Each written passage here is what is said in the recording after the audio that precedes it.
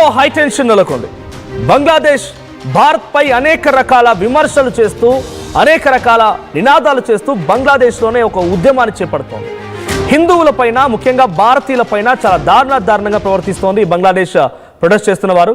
దీపు చంద్రదాస్ అనేటువంటి ఒక వ్యక్తి పైన చాలా దారుణంగా కొట్టడము, అతన్ని ఇబ్బందులు గురించడమే కాకుండా అటు రోడ్డు పైన వేలాడదీసి నిప్పంటించి డైరెక్ట్గా అగ్నికి ఆహుతి చేశారు. అందరూ చూస్తుండగానే ఆ సంఘటన చోటు చేసుకుంది. దీంతో బంగ్లాదేశ్ హై కమిషన్ దగ్గర ఉద్రిక్తత వాతావరణం చోటు చేసుకుంది. హై కమిషన్ను ముట్టడించారు విహెచ్పి నేతలు, హిందూ సంఘాలు. బంగ్లాదేశ్ భారతీయుల మరి జరుగుతున్నటువంటి దాడుల పైన నిరసన వ్యక్తమవుతోంది. బార్కెట్లను తోసుకుంటూ కార్యాలయం లోపలికి వెళ్లేందుకు ప్రయత్నించారు. అయితే అడ్డుకున్నటువంటి పోలీసులతో విహెచ్పి హిందూ సంఘాల నేతలు ఆందోళన చేపట్టారు. ఘర్షణ వాతావరణం నెలకొంది. ఆందోళనకారులను లాఠీలతో చెదరగొట్టారు పోలీసులు. భారత వ్యతిరేకి విద్యార్థి నాయకుడు షరీఫ్ సౌదీ హత్యతో భారత్ బంగ్లా మధ్య మరింతగా ఉద్రిక్తత పెరిగింది. అయితే భారతీయుల టార్గెట్గా అక్కడ హత్యలు జరుగుతూ ఉన్నాయి. దీపు చంద్రదాస్ ని కొట్టి చంపి రోడ్డుపైనే చెట్టుకు వేలాడదీసి నిప్పంటించిన సంఘటనతో బంగ్లాదేశ్ పైన ఇక్కడి హిందూ సంఘాలు కూడా ఆగ్రహం వెలగక్కుతూ ఉన్నాయి. పాకిస్తాన్ అండ చూసుకొని బంగ్లాదేశ్ రెచ్చిపోతోంది. బంగ్లాదేశ్ దమనకాండం సృష్టిస్తోంది. ఇప్పుడు మీరు చూస్తున్న ఈ విజువల్స్ అన్ని కూడా ఢిల్లీలోనివే. బంగ్లాదేశ్ హై కమిషన్ కి వ్యతిరేకంగా బంగ్లాదేశ్ హై కమిషన్ కార్యాలయం ముందు ఢిల్లీలో విహెచ్పి విశ్వ హిందూ పరిషత్ అండ్ హిందూ సంఘాల నేతలు ఆందోళన వ్యక్తం చేస్తున్నారు. సో వీటన్నిటికీ ప్రధాన కారణం ఎందుకు తెలిసిందే, షేక్ హసీనా బంగ్లాదేశ్ ప్రధానిగా ఉంటూ అక్కడ జరిగినటువంటి ఉద్యమాలు అణిచివేయాలని చెప్పి కొంత పోలీసుల అధికారుల యొక్క అండదండలతో వారికి సపోర్ట్ ఇచ్చి వారికి ఆదేశాలు జారీ చేసి అక్కడ ఉన్నటువంటి బంగ్లాదేశ్ నిరసనకారులని అంతమొందించింది, హతమార్చింది. సో ఈ నేపథ్యంలో ఇంటర్నేషనల్ క్రైమ్ ట్రిబ్యునల్లో విచారణ చేశారు. ఆ విచారణ తగ్గట్టుగా షేక్ హసీనాకి మరణశిక్ష విధిస్తూ నిర్ణయం తీసుకున్నారు. సో ఈ నేపథ్యంలో షేక్ హసీనా అక్కడ దేశం పారిపోయి భారతదేశంలో శరణార్థిగా ఉన్నారు. సో శరణార్థిగా ఉన్న తర్వాత ఈ శిక్ష ఖరారైంది. సో బంగ్లాదేశ్ ప్రభుత్వం షేక్ హసీనాని తిరిగి వెనక్కి పంపించాలని చెప్పి పదే అడుగుతోంది. అటు నిరసనకారులు కూడా భారతదేశానికి వ్యతిరేకంగా నిరసన చేస్తున్నారు. ఒక విషయం చూడండి, ఇక్కడ షరీఫ్ సౌదీ అనేటువంటి ఈ దుర్మార్గుడు, వారు ఎవరో తెలియదు, బట్ ఇక్కడ ఐ డూ వాంట్ మెన్షన్, ఇక్కడ దుర్మార్గుడు ఎందుకంటున్నానంటే వాడు భారతదేశానికి వ్యతిరేకంగా మాట్లాడుతున్నాడు కాబట్టి వాడెవడైనా హీఈస్ ఒక ఎనిమీ టు ఇండియా, వాడొక శత్రు, వాడొక దుర్మార్గుడు అనేటువంటి పదానికి డెఫినెట్గా యాప్ట్గా యూజ్ చేయాల్సిందే.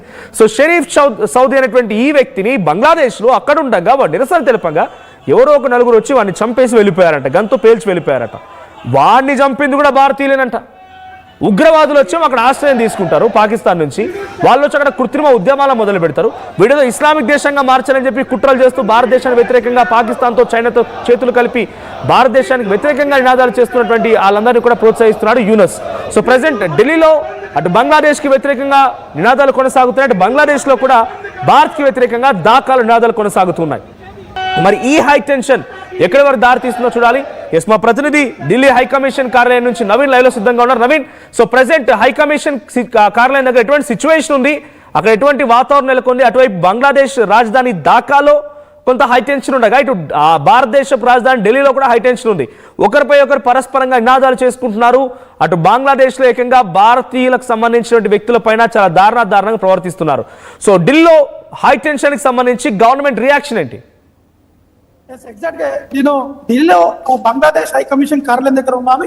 ఒకసారి మీకు ఆ వీసాస్ కూడా చూపించేటువంటి ప్రయత్నం చేస్తాను. ఈ రోజు ఉదయం నుంచి కూడా పెద్ద ఎత్తున బజరంగ దళంతో పాటు విహెచ్పి సంబంధించిన నేతలందరూ కూడా బంగ్లాదేశ్ హై కమిషన్ ని ముట్టడించేందుకు ఇక్కడ చేరుకోవడం జరిగింది. కొంతమందిని పోలీసులు అరెస్ట్ కూడా చేసినటువంటి పరిస్థితులు ఉన్నాయి. ఏదైతే బంగ్లాదేశ్ లో ఇటీవల భారతీయులపై జరుగుతున్నటువంటి దాడికి నిరసనగా ఈ రోజు పెద్ద ఎత్తున హిందూ సంఘాలతో పాటు విహెచ్పి నేతలందరూ కూడా ఇటు బంగ్లాదేశ్ హై కమిషన్ ని ముట్టడించేందుకు కూడా ఢిల్లీకి కూడా వచ్చినటువంటి పరిస్థితి తెలుపుతుంది. ముఖ్యంగా ఇటు ఢిల్లీలోనే కాకుండా ఢిల్లీ, హర్యానా, పంజాబ్ చెందినటువంటి హిందూ సంఘాల నేతలందరూ కూడా పెద్ద ఎత్తున ఇక్కడ చేరుకున్నటువంటి అదృష్టాలు కూడా మాకు చూపించేటువంటి ప్రయత్నం చేస్తున్నాను. పూర్తి స్థాయిలో బారికేడ్ అవతల ఆందోళన చేస్తున్నటువంటి ఆ నేతలందరూ కూడా అక్కడ అడ్డుకున్నటువంటి అదృష్టాలు కూడా మనకు కనిపిస్తున్నాయి. పెద్ద ఎత్తున పోలీసులు కూడా ఇక్కడ చేరుకున్నారు. ఎవరిని కూడా లోపలికి అనుమతించకుండా పూర్తి స్థాయిలో కట్టుదిట్టమైనటువంటి ఆ భద్రత కూడా ఏర్పాటు చేస్తున్నటువంటి అంశాలు కూడా మనకి కనిపిస్తుంది. ఎందుకంటే ఇటీవల కాలంలోనే బంగ్లాదేశీలు ఇటు భారత్ పై చేస్తున్నటువంటి దాడికి సంబంధించినటువంటి అంశాలపై కూడా పెద్ద ఎత్తున భారత సర్కార్ కూడా కొంత సీరియస్ గా తీసుకున్నటువంటి పరిస్థితి నెలకొంది. ప్రస్తుతం మనతో పాటు కొంతమంది ఉన్నారు, వారిని అడిగి తెలుసుకుందాము. ఆ బోలియే ఆందోళన नमस्कार। ये जो हिंदुओं पे दुनिया भर में अत्याचार हो रहे हैं, उसके खिलाफ प्रोटेस्ट है। और विधर्मियों की सरकार है, वहां पर अपनी उनकी सरकार समझती नहीं है, उनसे अपना देश संभल नहीं रहा और हिंदुओं पर अत्याचार कर रहे हैं। उनके यहाँ पर कोई भी दिक्कत आती है तो पीड़ित जो है हमारे हिंदू होते हैं। तो उसके लिए हम यहाँ पर ज्ञापन देने आए हैं, ये अंदर बैठे हैं यहाँ पर बांग्लादेशी एम्बेसी के अंदर। They should take care of their country.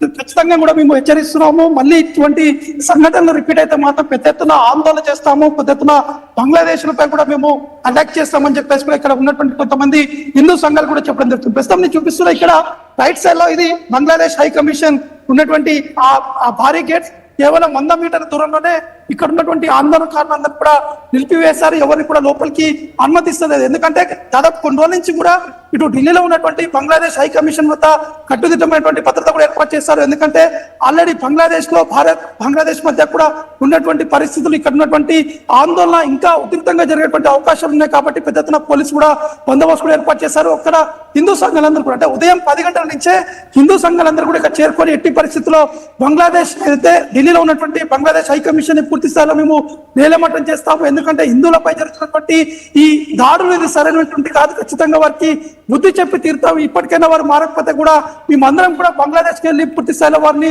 నేలమట్టం చేస్తామని చెప్పేసి కూడా పెద్ద ఎత్తున హిందూ సంఘాల నేతలందరూ కూడా ఆందోళన కూడా చేపట్టడం జరుగుతుంది. మనం ఇక్కడ నవీన్, అంటే అటు బంగ్లాదేశ్ రాజధానిలో కూడా ఇటువంటి నినాదాలే కొనసాగుతున్నాయి. ముఖ్యంగా అంటున్నట్టుగా ఇండియన్స్ ఆర్ అక్కడ చెప్తున్నటువంటి ప్రతినిధుల మేరకి హిందువుల పైన దాడులు కొనసాగుతూ ఉన్నాయి.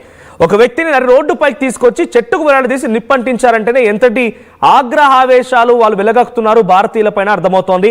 భారతదేశానికి వ్యతిరేక నినాదాలు కొనసాగుతున్నాయి. ఇంకోవైపు భారతదేశ రాజధాని ఢిల్లీలో కూడా ఇదే రకమైన నినాదాలు కొనసాగుతున్నాయి. ఇందాక మీరు మాట్లాడించినటువంటి ఆ వ్యక్తితో కూడా మాటల్లో ఆగ్రహం కనబడుతోంది. ఇటు రెండు దేశాల్లో కూడా ఇదే సిచ్యువేషన్ ఉంది.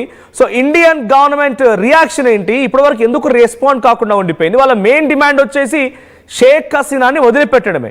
సో దానిపై ఇంతవరకు ఇక్కడ కూడా సెంట్రల్ గవర్నమెంట్